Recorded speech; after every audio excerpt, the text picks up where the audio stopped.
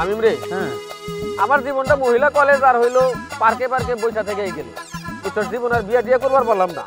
ওই যে শোকেজের ভিতরে ভাজা মাছ রাখে বিড়াল যেরকম ঘুরে, আমার অবস্থা ওইরকম।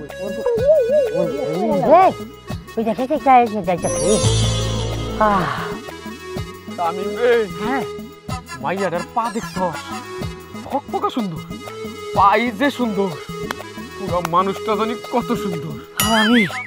আমি দেখতেছি তার চোখটা, চোখ দিকটাতে কি সুন্দর ভাই, খালি তোর চোখ বাইরে থাকে, আমার কলকাতা বলে তার চোখ দিকটা দেখে। শামিম ভাই, আরে যে মাহিন ভাই, তুমি নজরটা একটু ঠিক করো। মেয়েটা ইন্দা যাইতাছে, তোমরা কোন নজরে তাকাইতাছো? এটা কিন্তু ঠিক না। আই চ্যাংটা কি একটা কথা কইবি না তুই? ছোট মানুষ ছোট মানুষের মতো থাকবি, বড় কথায় নাক গলাবি না। কারণ মাহিন ভাই, একটা কাজ করি না, কি আমরা দুজনে ইমাম সাহেবের বাড়ি যাই, যাই আর দুজনে বিয়ার প্রস্তাব দেয়, এরা দুজনের মধ্যে দাঁড়িয়ে বাচ্চা নেই। বাইসা নিলে আমারই নিবো, হ্যাঁ, তোর হইতে কিন্তু আমার দেখতে হ্যান্ডসাম আমি, যদি একটু চুলটুল পাকছে বিয়ে আমার লগে। আগে দায়িত্ব দেখি কার লগে হয়। আচ্ছা ঠিক আছে, চল চল দুজন যাই। এই যে তোমরা কই যাইতাছো? আমিও তো যাবো তোমরা লগে। ঠিক আছে, ঠিক আছে, আমার একটু অন্য কাজ আছে। চল নাম পুরো দিন নামাইতে পারি। চল। লা ইলাহা ইল্লাল্লাহ মুহাম্মদ রাসূলুল্লাহ, লা ইলাহা ইল্লাল্লাহ। ওয়ালাইকুম আসসালাম। হ্যাঁ অবশ্যই, বসেন বসেন বাবাজিরা, বসেন। আপনারা সবাই ভালো আছেন? আমরা ভালো আছি। আচ্ছা আচ্ছা, তো আপনার কাছে একটা বিষয় নিয়ে আলোচনা করতে আইছি। অবশ্যই আসবেন। আরে আমি মসজিদের ইমাম, আপনারা আসবেন না? আপনারা আমার পিছনে নামাজ পড়েন, সবসময় আমার খোঁজ খবর নেন, আপনাদের দুঃখে সুখে আমি আছি, আপনারাও আছেন। বলেন কি বলতে চান বাপজান? আচ্ছা ইমাম সাহেব, আমরা তো বিয়ে করি নাই।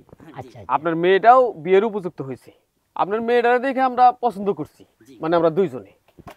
তো আমরা চাই আপনার মেয়েটারে বিয়ে করব, তার প্রস্তাব নেই। দুইজনেই বিয়ে করবেন?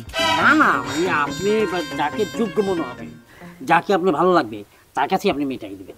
অবশ্যই, আমার মেয়ে যেহেতু আছে, আমি একটা ফরজকার ভালো ছেলের হাতে তুলে দিব, যে ছেলে 5 ওয়াক্ত নামাজ পড়ে, আল্লাহ রাসূল মানে, একদম ভালোভাবে চলে, রুজি কামাই করে, মানে একটা সুপাত্রের হাতে তুলে দিব।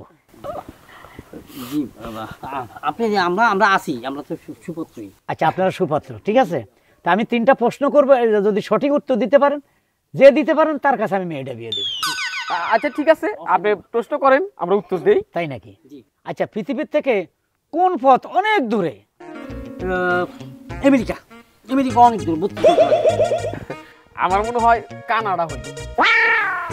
মানে ইমাম সাহেব, আমি যতটুকু জানি কি, পৃথিবী থেকে সবচেয়ে দূরের পথ হইছে কবর। কারণ কানাডা আর আমেরিকা যোগাযোগের ব্যবস্থা আছে, কিন্তু কেউ কবরে গেলে সেখানে যোগাযোগ করা অসম্ভব। Correct correct. এই যে বাচ্চাটা পাইরা গেছে, তুমি কি বাবা বিয়ের উদ্দেশ্যে আসছো আমার মেয়েকে? জি না, ওটা আমি পরে বলবো।